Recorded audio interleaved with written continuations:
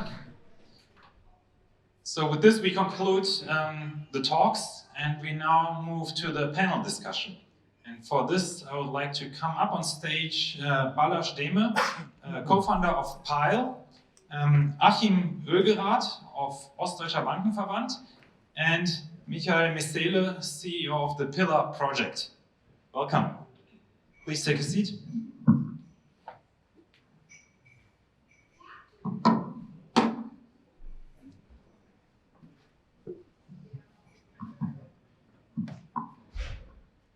Thank you all. And I would suggest in the first round, if everybody could introduce themselves so the audience knows who is here. If you could get started. Sure. Hi, everyone. My name is Balazs. I'm the co-founder of Pile. I've been in the Berlin blockchain scene since 2017, early on. I see a lot of familiar faces here at the event, but also during the whole week, seeing a lot of familiar ones and a lot of new ones. And I guess at Pile, I run everything tech related, so I do all the coding and engineering, which comes smart contracts, taking care of our APIs, and what we're doing is just a layer below what Peter was explaining before. So what we do is crypto as a service, so crypto infrastructure as APIs for FinTechs, hedge funds, and banks. So more the traditional crypto infrastructure, fully API-based is what we are kind of building. So access to DeFi protocols, on and off ramps, which means converting euros into crypto and back, and also self-custodial wallets as an API. But this is a start that we are starting with. But I think we have a bigger vision to connect more FinTech and traditional banking to DeFi. Great. Achim? Yeah. Hello.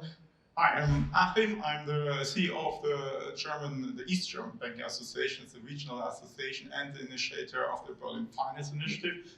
We are basically representing all the traditional players and FinTechs here from Berlin. And I saw Peter said, I'm not a banker, I am the banker. And so I'm very curious moving into the other side from CeFi into DeFi, and that's why I'm here. Great, thank you. And Michael. Hi there, I'm Michael. I'm based in London. I work for a company called Pillar Project, which has been coming since 2017. But we are focusing on our infrastructure product called Etherspot. The main aim is to make it easy to give users Web 2-like experience when you use Web 3. At the moment, you have to know what you're doing in order to be able to go from one side chain to another side chain. We want to make it as easy as possible as someone who's using something on Amazon or eBay. So that's the sort of thing we're focusing on Etherspot in our marquee product. Thank you. Great. So welcome all of you. The panel discussion today has a bit of a regulatory twist. So we're going to talk a bit about regulation and its impact on DeFi. And the first topic that we would like to kick this off with is, what do you think, what type of an impact will the EU DeFi regulation have on the EU as a location for DeFi projects, DeFi companies, DeFi protocols? Anybody wants to take the first answer on this? Achim, please, don't be shy. Thank you. First of all, it's important to understand that the European Union is the first place where MiCA regulation is being adopted, and MiCA regulation, of course, isn't been seen always as an opportunity. DeFi is not under the umbrella of MiCA. So what is being created, it's not really true DeFi, it is more partially DeFi, it's a centralized DeFi, what is being regulated there. And we see it as a huge opportunity because we all have the topic of trust, not only here in the room. It's overall important that more and more players invest into crypto and use DeFi technology infrastructure. And the MiCA regulation, of course, is first of all burden and a barrier, I have to say, for innovation, also for smaller players, and I'm sure we're going to discuss this here. But on the other hand, it creates a certain form of trust, meaning once you're registered, yeah, you can passport within the European Union with the services. Also, the traditional players, the sector I'm originally come from, have to embrace crypto wallets and other services. And so, of course, it's a huge experiment, what we will evaluate maybe in 5 years or 10 years from now. Now, if this new form of, I call it, partially centralized DeFi will be a success story. But on the negative side, I think what we see now, it also could mean that traditional DeFi, true DeFi, has a hard time here in Europe because Asian market is not so regulated. Michael, being based in London after Brexit, do you think it's an advantage for the UK now not being part of the EU, specifically when we look at DeFi regulation, or do you think, well, it would actually be helpful if we were in there? It really depends on how the UK wants to make the people that run the UK, how want to make it a tax haven sort of for crypto, really. Because the more regulatory hurdles you bring, the harder it gets. I'll give you an example. We had an initiative and we asked for the FCA for a discussion on it because it's a competitive market, and we told them if we go with such and such product, we need you guys to give us an indication on whether we should go for it or not. But what they said to us was, well, we do not give you any directions. First of all, speak to a lawyer. Once you speak to a lawyer, come back to us, and we have a 3 months waiting time for us to assess your situation. Then it takes another 6 months to make a decision. By then, someone would have seen it, eaten my lunch, and walked away with it. So what you're saying to me is, don't use our jurisdiction, go somewhere else. So for me, regulators have to think about these things, getting the balance right. What are we regulating? Do we understand the motives? Is it the bankers doing it? Do we understand the technologies as well? Is it a decentralized protocol? Who has a say in those? It's the subtleties they have to be aware of. Balazs, what are your views as a founder on EU and DeFi regulation? Pretty negative, I have to say, because we are also in the process of getting this license, and I feel like the EU, of course, there's a lot of trust, like you said, that goes. Can you share what kind of license your company is attempting to get?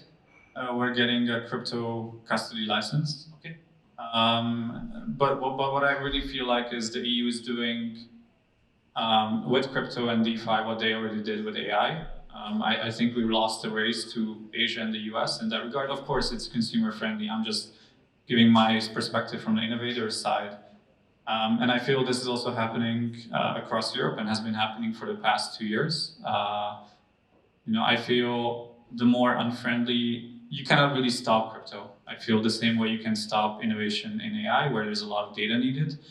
Because in crypto, people will just build it in the Bahamas and offer it worldwide, or build it somewhere else and still offer it. So I think there's a lot of good things, right, with trust and eliminating AML, KYC risk, but there's also a lot of insane things in MiCA, especially regulating stablecoins and really limiting this whole space in a bit. So I think that's kind of my view, because what we see as well, MiCA is fairly old by now, right? It's 2-3 year old regulation that comes in. So I'm really afraid of what the DeFi regulation will be and how much it lags behind, because I really feel like people can out-innovate it in a way. So that's just my perspective.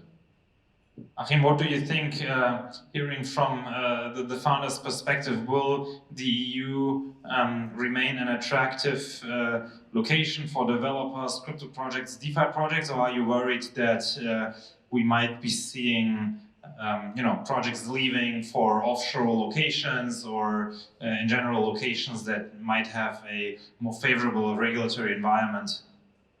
Oh, this is exactly the point. I'm a first of all positive person, and I also I've seen so many things in the financial sector,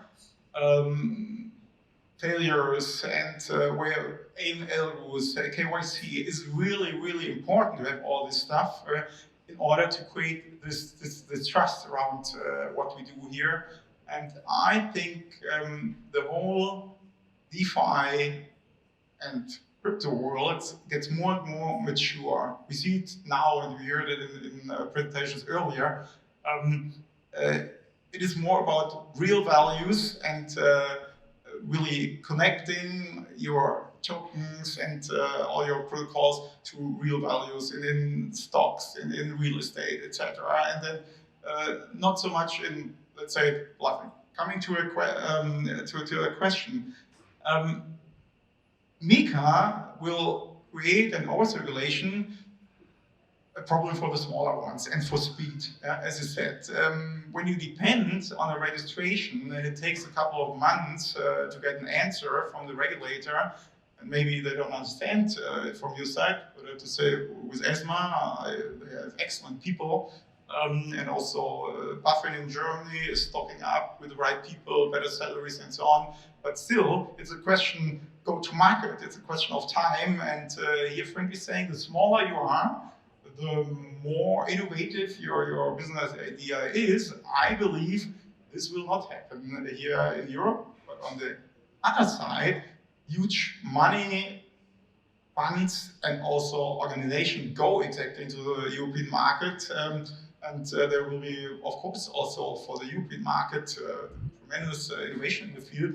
So, as I said earlier, you have to evaluate this in a couple of years. I think the smaller you are, you probably you're not here in Berlin. Even our state secretary said that's a place to be. Okay. Maybe Michael and Balazs, if you could kind of draw the regulatory environment according to your ideas, looking at it, of course, from the perspective of running a company or running a project, what would you change? What environment, what kind of regulations would you want to see in order to make the ecosystem in the EU thrive? Okay, yeah, you go first. Okay. I think from my side, you should, because I think the main scope and the main aim of the EU is to protect consumers and to maintain the AML laws that are going on. So I feel like having an additional layer between DeFi end users or different providers where you kind of make it really easy for any kind of DeFi protocol or any kind of decentralized system to really easily comply with those regulations. I think that's the easiest way to do it, because then you don't have, because that's the other way, right? You have small DeFi protocols or small DeFi teams who's like 2 or 5 people who are just hacking something together. They want to put it on mainnet.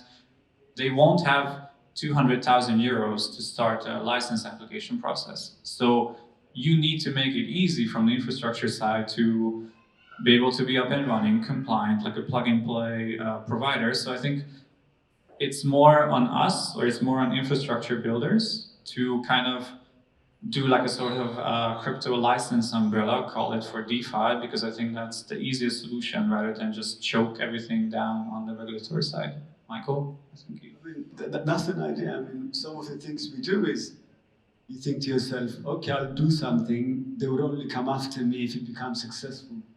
And if it becomes a Uniswap and it is successful, I can afford to do the litigation. That's some aspect we do, but that's really not the right thing to do. So for the regulators to be really involved with these communities, with these startups, to see what their pain points are. From my understanding, MiCA is meant to solve about 4 issues: usability, fostering innovation within the space, consumer protection, and the other one is a standard regulatory aspect in all sides, and I forgot the 4th one. But in general, to get those balances right, how is the DeFi space being compromised in terms of these 4 tenets?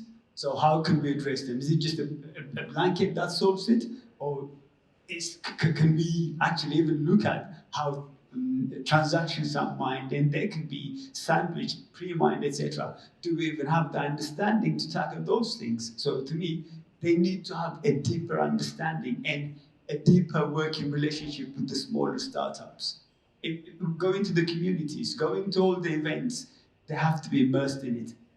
I totally agree. I mean, so far we discussed somehow a centralized system in blockchain technology, and then it by itself is not the topic actually. Yeah, it is a democratized financial system in codes. Yeah, and it's a total culture change, and we have two sides: a huge centralized system from central banks, traditional players, and yes, I think it takes really time to understand that you can organize what you do there in a different way. And of course, there's also good reasons for governments and countries saying, no, we want to have a grip on it. And we can bet. I believe not in 10 years we see all the financial system in the DeFi world. Not at all. Not in my lifetime, but parts of it. And that's an important thing, what's happening. It's moving slowly with very efficient new ideas, technologies, and then that needs culture, exchange with the people, that they really understand it's more efficiency, it's a better system, DeFi. Yeah, I think we can see different adoption speeds, also depending on which part of the world you're looking at, which industries. Yeah, I would suspect that's something that we can all agree on. Looking at the time, we need to wrap this up. I would ask everybody to give maybe one final statement. On which part of the world do you see DeFi having the best ecosystem, and what do you think when we look in maybe 3 or 5 years from now, where we will see the most activity in terms of DeFi protocols, DeFi projects being launched? Maybe Balazs, if you want to get started with an opinion on that. Sure. I mean, we've seen a lot going on in Southeast Asia. I think is one community that's really developing heavily. Also, I think in DeFi, you see a lot coming from New York or San Francisco from people who were working for 10 years in capital markets, because at the end of the day, DeFi is, or should be, rebuilding the same financial system that you have in the real world, just in a better, decentralized way. So you see the same things happening in DeFi. All the innovation that we see is from people who worked in the capital markets industry and are building that experience and kind of improving on it. But I think it's also, nothing is lost also in Europe. I think it's more, we also see the banks obviously taking more interest, so that pushes also startups to come on board. I mean, Peter was mentioning as well his company. But we also see, the younger generation demands, these crypto products and access to DeFi from their banking or financial applications. So I see naturally the whole financial stack or the whole banking sector being pushed by customer demand to embrace DeFi and crypto. So I think you will have silos. I feel like in Europe we're good in developing for Europe, and that's really our strength, that we're European and we understand the market. I make it short.